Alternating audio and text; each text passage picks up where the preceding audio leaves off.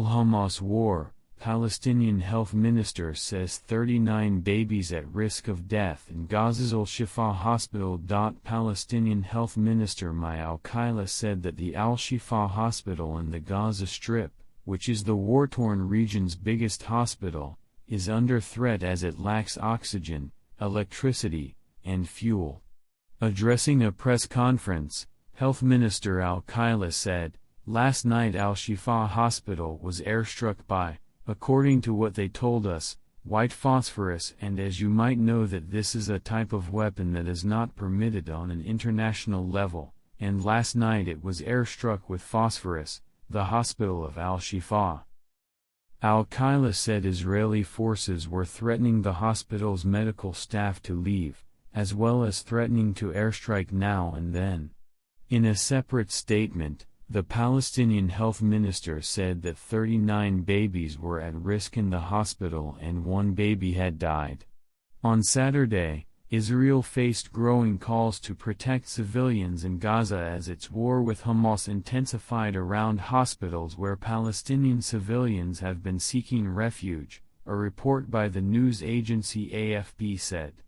A day back, Palestinian officials reported Israeli strikes and sniper fire at 2 hospitals and a school in Gaza.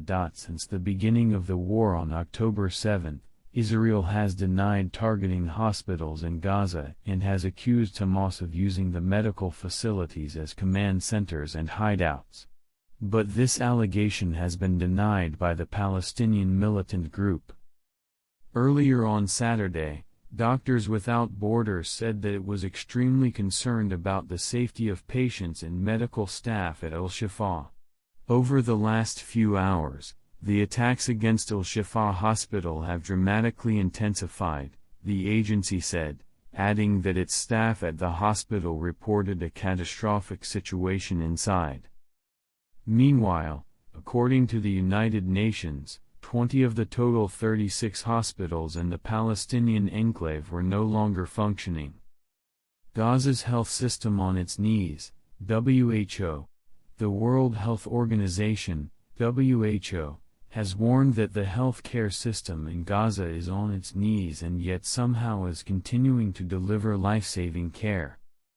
Hospital corridors crammed with the injured, the sick, the dying, morgues overflowing, surgery without anesthesia, tens of thousands of displaced people sheltering at hospitals, WHO Chief Tedros Adhanom Ghebreyesus told the UN Security Council on Friday.